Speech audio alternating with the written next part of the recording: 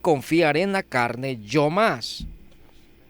Circuncidado al 8º día, del linaje de Israel, de la tribu de Benjamín, hebreo de hebreos, en cuanto a la ley, fariseo, en cuanto a celo, perseguidor de la iglesia, en cuanto a la justicia que es en la ley, irreprensible. Pero cuántas cosas eran para mí ganancia, las he estimado como pérdida por amor de Cristo. Y ciertamente aún estimo todas las cosas como pérdida por la excelencia del conocimiento de Cristo Jesús, mi Señor, por amor del cual lo he perdido todo y lo tengo por basura, para ganar a Cristo y ser hallado en Él, no teniendo mi propia justicia que es por la ley, sino la que es por la fe de Cristo, la justicia que es de Dios por la fe, a fin de conocerle y el poder de su resurrección y la participación de sus padecimientos, llegando a ser semejantes a Él en su muerte. Me voy a permitir leer hasta aquí. Vamos a dar gracias a Dios al final de este mensaje, pero quiero ahora mismo adentrarme a exponer frente a todos ustedes un contenido bíblico, por supuesto, de carácter reflexivo. La mayoría del cristianismo, y cuando hablo del cristianismo hablo del pueblo evangélico, de acuerdo a los estudios que se han hecho en relación a el interés que en el promedio de la gente común, y cuando digo la gente común en términos generales me refiero, no somos muy dados a investigar. Este ha sido y sigue siendo un problema de carácter endémico en la cultura hispana. De hecho, tenemos como referentes a grandes pensadores intelectuales ya en el campo cristiano. Tenemos como referencia a muchos predicadores de renombre, enseñadores, maestros, escatólogos, que nos brindan una orientación bastante extensiva en relación al contenido de la palabra de Dios. Esto es bueno. Sin embargo, del otro lado, existe poco interés en la mayoría del cristiano promedio de quererse, como dije, adentrarse a investigar. En primer lugar, el contenido de la palabra. Pero es que al hablar del contenido de la palabra tenemos que hablar irnos al contexto histórico, al lenguaje, al idioma, a la cultura, a poder circunscribirnos no solamente geográficamente, sino circunscribir nuestro conocimiento en relación a las costumbres, en relación a la cultura popular y en relación a muchas prácticas de carácter religioso, y ponga atención a esta parte, a muchas prácticas de carácter religioso que el cristianismo históricamente ha venido trayendo como una estela hasta el día presente. Y esto, por cierto, dificulta bastante a la hora de poder asimilar el contenido de la palabra.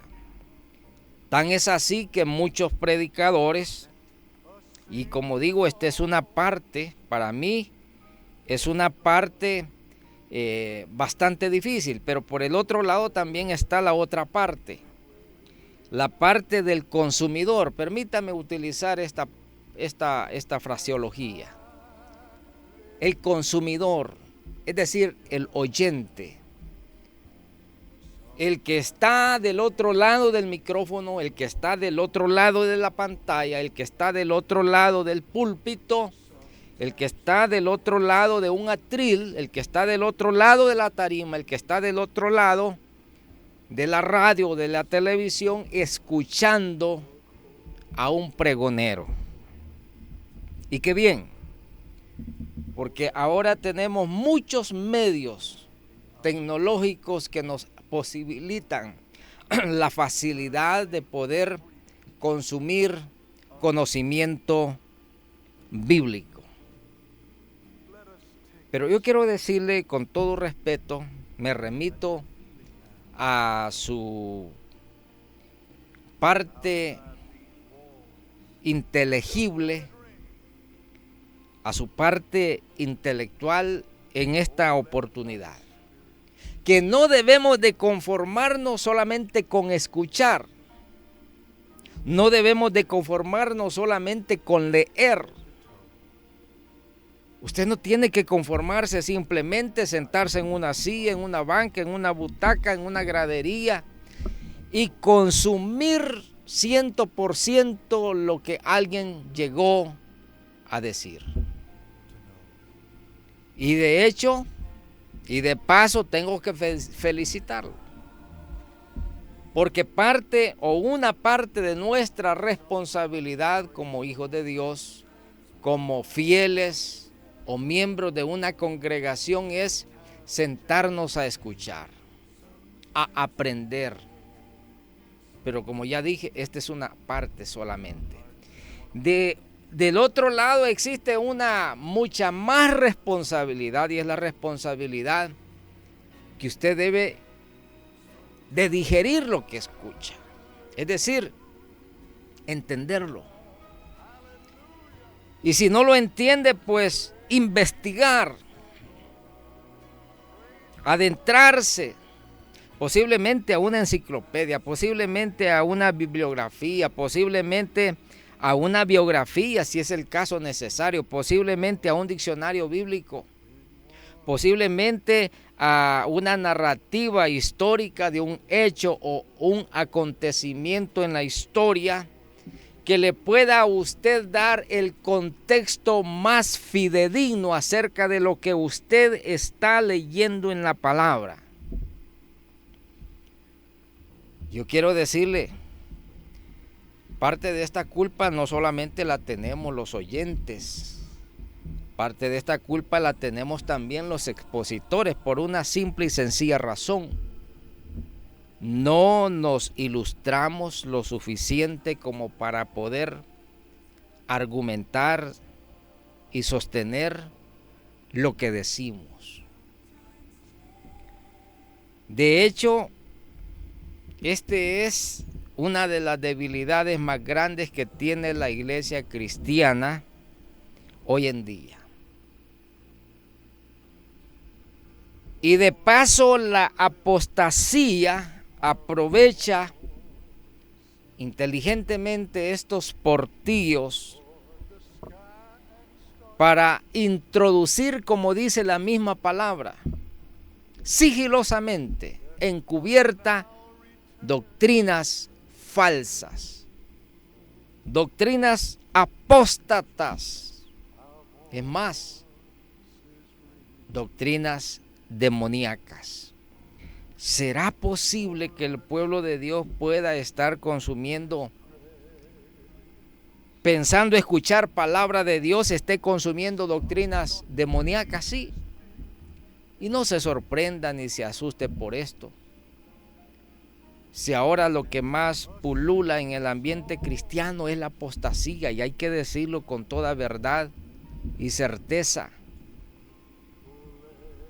La apostasía, la blasfemia se ha introducido ya no tan ocultamente, abiertamente de entre el mismo pueblo cristiano. Y los púlpitos están siendo utilizados para sosegar la mente cristiana, la fe cristiana, la doctrina cristiana. Está sufriendo realmente el embate de esta grave enfermedad espiritual que se llama apostasía y blasfemia. Y esto que estoy mencionando y esto que estoy diciendo justamente es necesario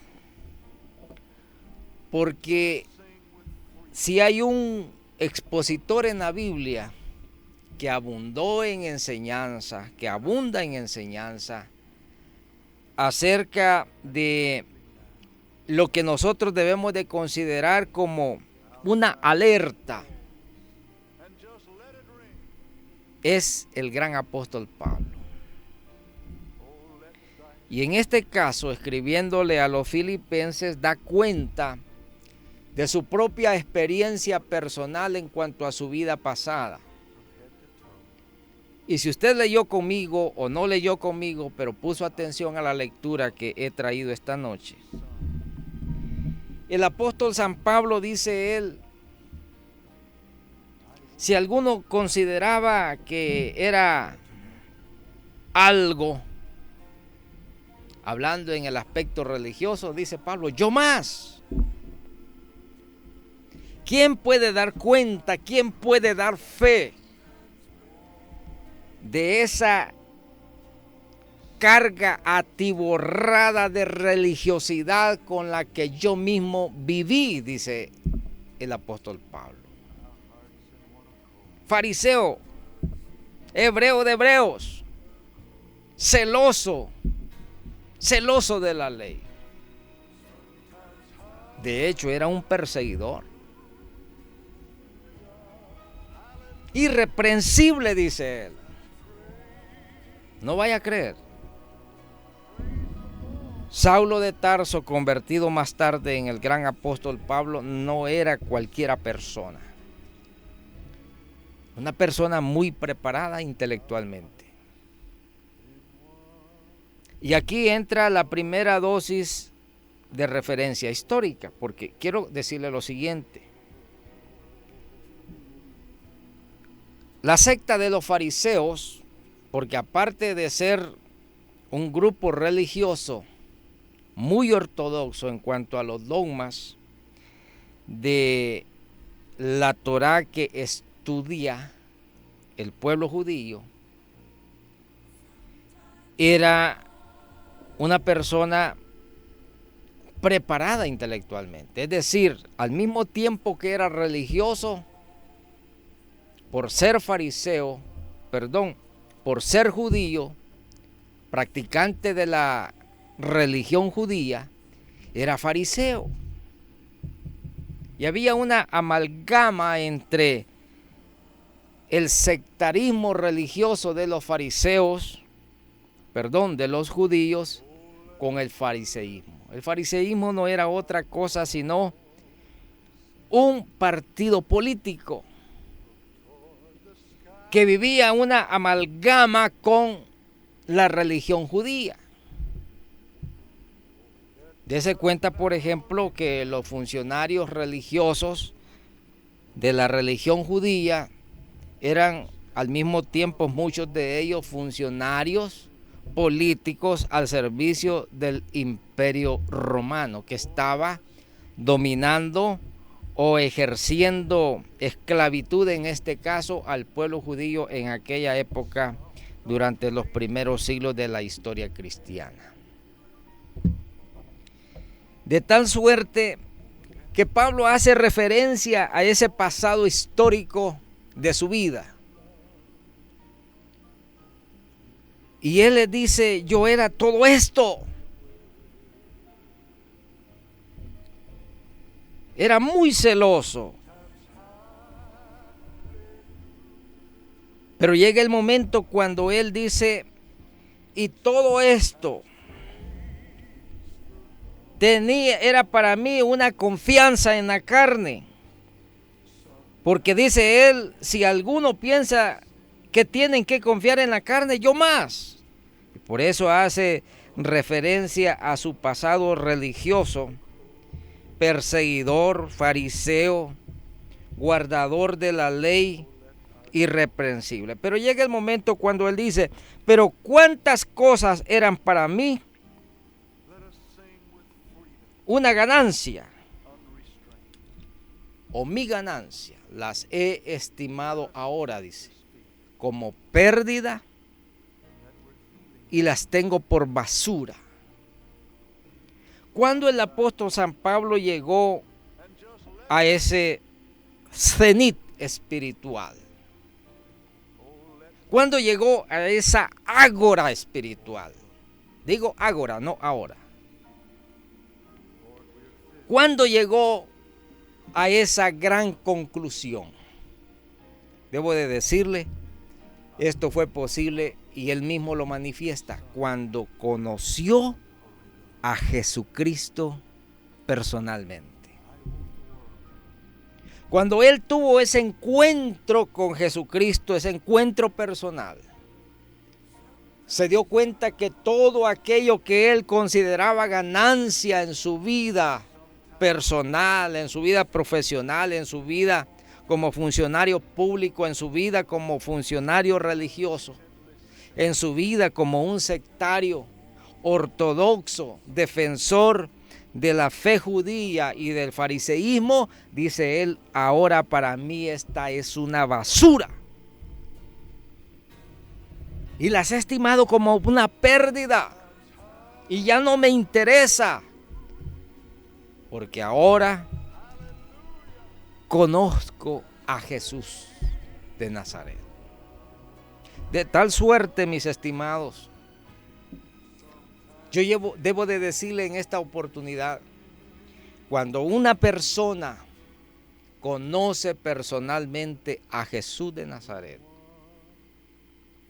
cuando una persona, un hombre, una mujer, indistintamente de su grado académico, de su posición económica, indistintamente de su grado intelectual, conoce a Jesús de Nazaret de manera genuina y personal, se va a dar cuenta que todo en este mundo, incluyendo sus posesiones, incluyendo su conocimiento, incluyendo sus logros académicos, incluyendo sus logros intelectuales, incluyendo sus éxitos profesionales, incluyendo sus cosechas y éxitos económicos, comerciales, empresariales, de la naturaleza que sea, llega a la conclusión que nada de estas bagatelas humanas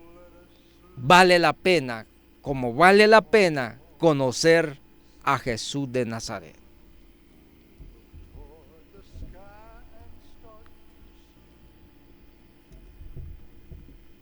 Y como punto seguido a esta referencia a la cual estoy haciendo mención, existe una primera parte que aparece en los primeros versículos del pasaje leído. Y las primeras exposiciones que hace el apóstol San Pablo es que él hace una advertencia. Escuche bien. Versículo 2. Guardaos de los perros, guardaos de los malos obreros, guardaos de los mutiladores del cuerpo. ¿Qué relación tiene esto con la experiencia o el testimonio de carácter personal que él hace acerca de su pasado reciente?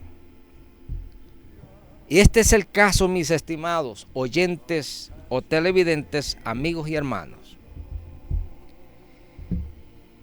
Y es que Pablo dice una advertencia. Quiero hacer a ustedes, filipenses,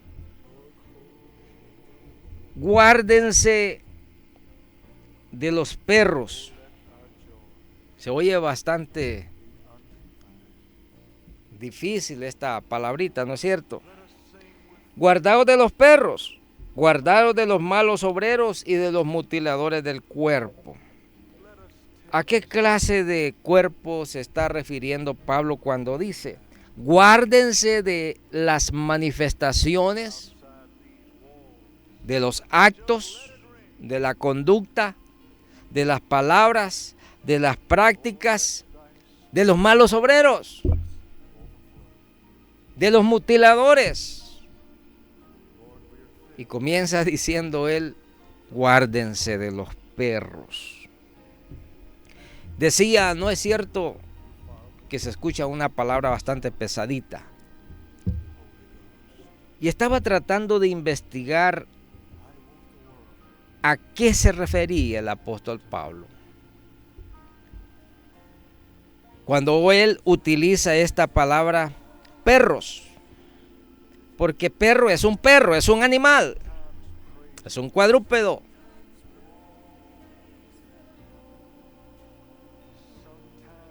Y tan amigos que son los perros de los seres humanos, y tanto que nos encariñamos nosotros con estos animalitos, cuando siendo domésticos llegan incluso a ser parte de un hogar, de la familia o de la casa. Los tenemos como unas mascotas y se divierten y juegan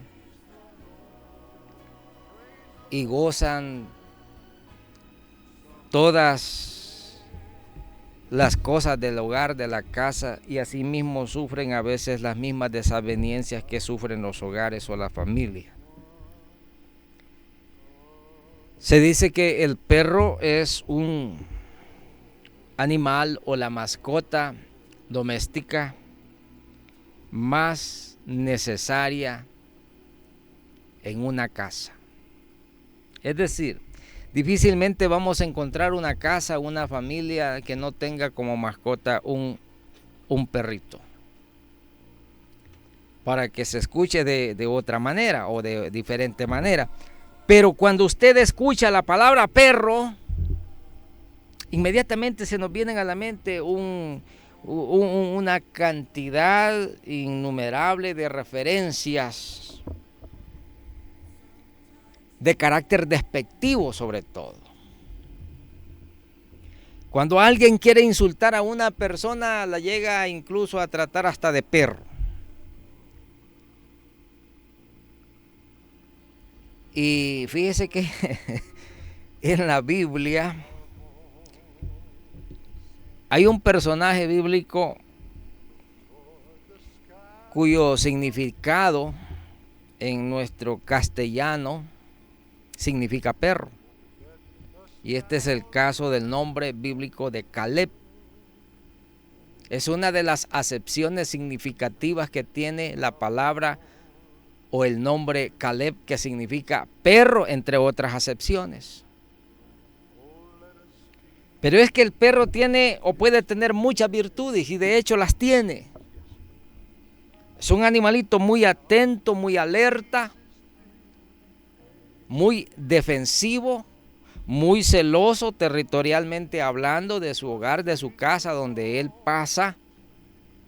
Defiende su territorio, circunscribe el área geográfica donde él vive. Y es un animalito que tiene muchas referencias muy buenas. Pero está del otro lado la referencia de perro como una manera despectiva de hacer referencia a malas cualidades que pueda presentar alguien. Del otro lado de las referencias tenemos un perro que muerde, un perro que destroza, un perro que ataca,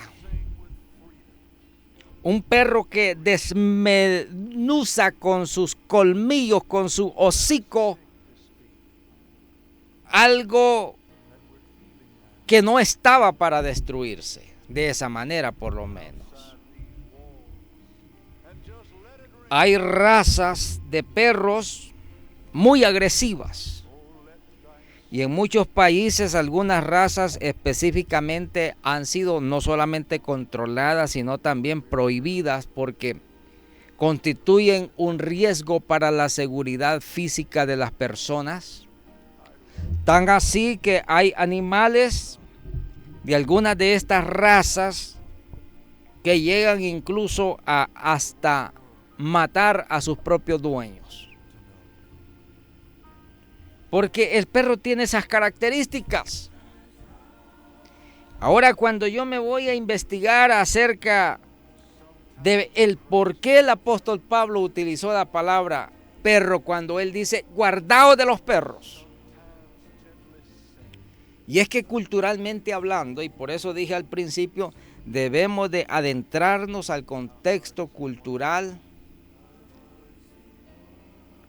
del lenguaje, incluso cultural, del costumbrismo, la geografía que constituye los costumbres de un pueblo. Y en el caso del pueblo judío, los judíos, utilizaban este vocablo perro para referirse a sus dominantes. Es decir, el pueblo romano, como poder hegemónico que dominaba, subyugaba, había esclavizado al pueblo judío,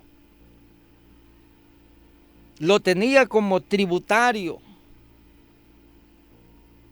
Y ellos hacían referencia a sus esclavistas como perros. Eso era un costumbrismo geográfico, histórico, en aquella época, en cuanto a ese binomio de esclavos y esclavistas, dominados y dominadores. El imperio contra los judíos. De manera que él utiliza esta palabra y dice él, guardaos de los perros. Es decir, a aquellos que quieren ejercer dominio.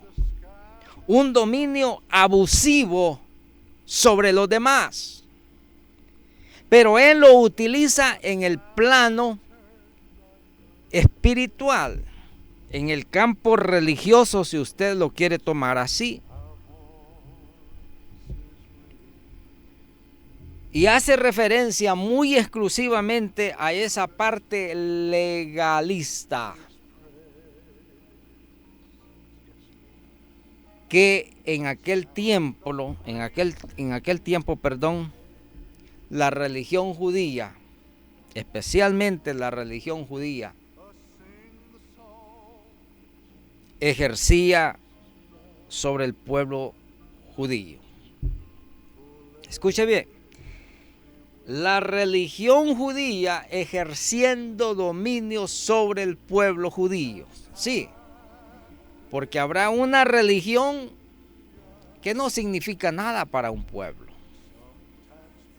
Habrá alguna religión de aquellas que la gente las considera como hereditarias, como costumbristas, llegando incluso a ser hasta folclóricas, a ser parte del folclor de un pueblo, de sus costumbres, de sus raíces, pero que en el fondo no significan absolutamente nada en el plano espiritual. Y este era el caso de la religión judía. Les dice Pablo a los filipenses, ya convertidos al cristianismo, porque la religión judía era y sigue siendo una religión hasta el día de hoy. Y no se debe de confundir la religión judía con el cristianismo. Y no digo religión cristiana, aunque está considerada así, sabemos por la palabra de Dios que el cristianismo no es una religión, porque las religiones pertenecen a los hombres en primer lugar y están constituidas por dogmas, están constituidas por estamentos, por doctrinas, por prácticas que se ejercen sobre aquellos que son fieles a esa religión. El cristianismo no es una religión. El cristianismo, el evangelio, como dijo Pablo, es poder de Dios para salvación. Al judío primeramente y también al griego y al resto de la humanidad. Cuando Pablo dice, guardaos de los perros, de los malos obreros y los mutiladores de la carne, se está refiriendo a los religiosos. Y tengo que decirle con sumo respeto a usted, como dijo un gran predicador, parece que la historia se repite. Porque si hay algo de lo que tenemos que nosotros tener cuidado en el día de hoy es de la religiosidad. Y de ese rapante legalismo que está causando mella en la fe del pueblo cristiano. Un legalismo que desborda la fe. Un legalismo que desborda la misericordia. Un legalismo que desborda el amor al prójimo. Un legalismo que sobrepasa el respeto hacia los demás. Un legalismo que no considera necesario y suficiente el arrepentimiento, sino que el costumbre, la ley y la doctrina religiosa que practica está aún por sobre la fe de aquella persona. Y este es el punto medular, el cual no han comprendido todavía muchos cristianos y muchas personas en el tiempo presente.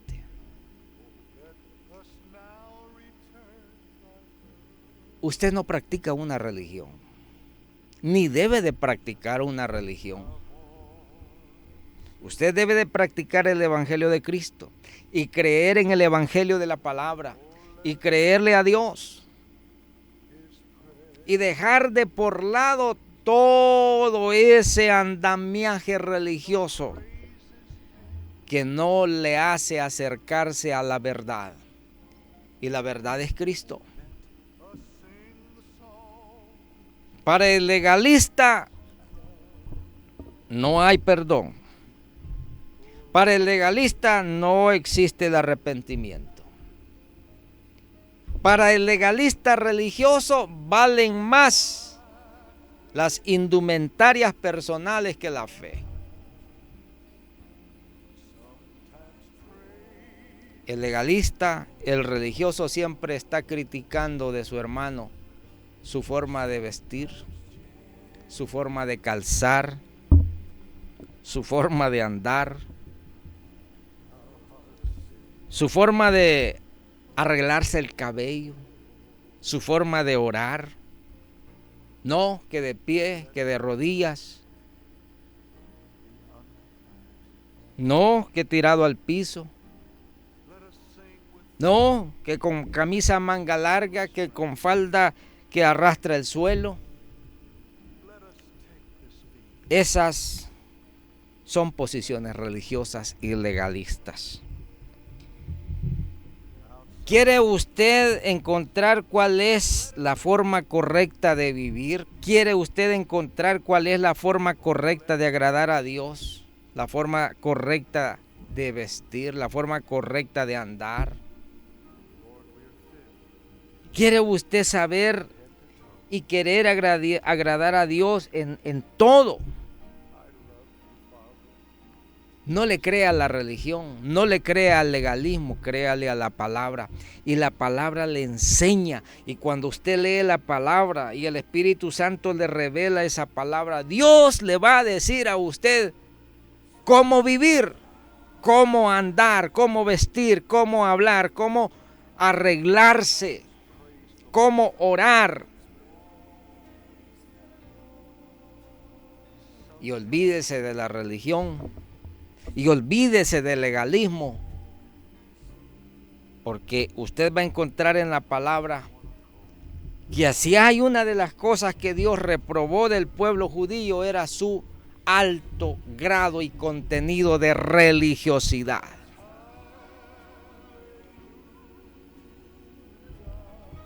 La palabra de Dios dice que Él se asocia con los humildes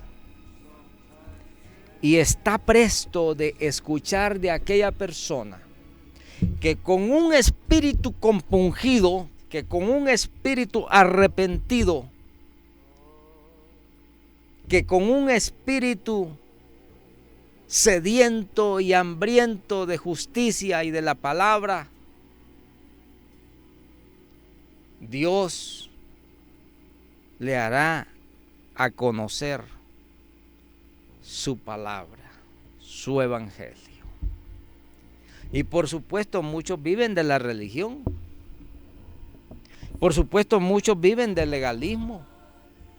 Parece ser que este es uno de los misterios que atraen el morbo religioso de las personas. De repente por ahí escuché de alguien decir una vez, cuando estaba escuchando a un predicador por ahí, no sé si en la radio, no sé si en un parque, no sé si en la calle, no sé si en una iglesia, decían algunos: dele, dele, dele, dele más, garrotee más.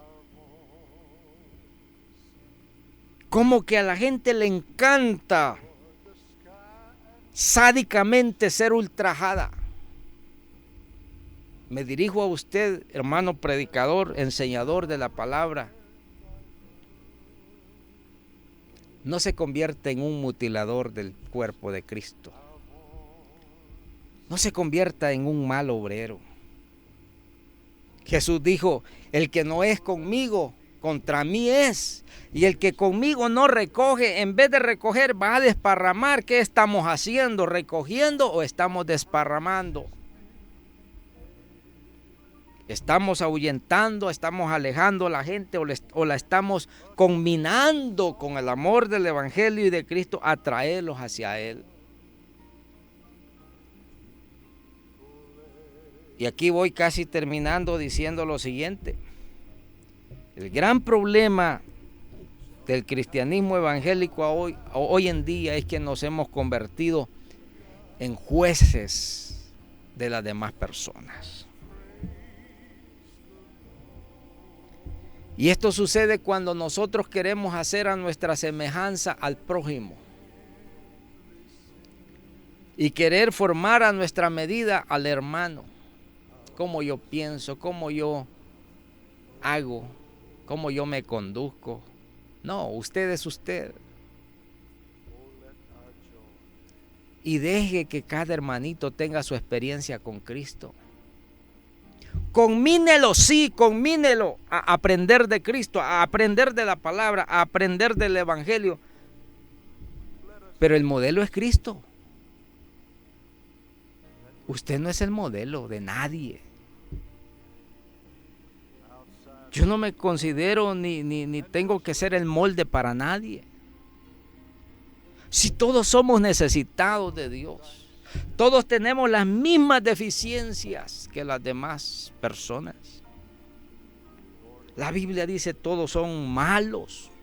No hay justo sobre la tierra, no hay ni siquiera uno. Y es por eso la necesidad que Dios envió a Jesucristo a morir a este mundo en propiciación, dice la Escritura, por nuestros pecados. Porque el ser humano no es nadie. El profeta Isaías dice: desde la coronilla hasta la planta de los pies, No hay nada bueno en nosotros. Somos sencillamente una auténtica, hedionda y podrida llaga. Pero que venido a los pies de Cristo, venido a los pies del Evangelio, Dios lo convierte en un diamante, en un metal precioso, en una joya, en un modelo para los demás, pero no por nuestras capacidades humanas, sino por la gracia que Dios pone en la vida de cada creyente. Y el día que el predicador esté queriendo hacer semejanza a los demás de sí mismo, y en lugar de eso, presentarle a Cristo como el modelo perfecto, entonces vamos a decir como el gran apóstol San Pablo: prosigo a la meta, al premio del supremo llamamiento que es en Cristo Jesús. Mire, en Cristo Jesús, mi Señor. No es el profeta, no es el evangelista, no es el pastor, no es el diácono, no es el maestro, no es nadie de esta tierra. El modelo a seguir, la meta perfecta, el objetivo seguro, el objetivo perfecto se llama Cristo Jesús, el Hijo de Dios. Lo invito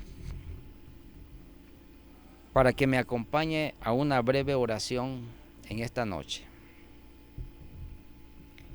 Y si usted le mueve algún comentario a este tipo de mensajes, hágalo saber. Hágalo a la radio o hágalo al teléfono que aparece en la cuña al final de su programa Cristo a tu puerta.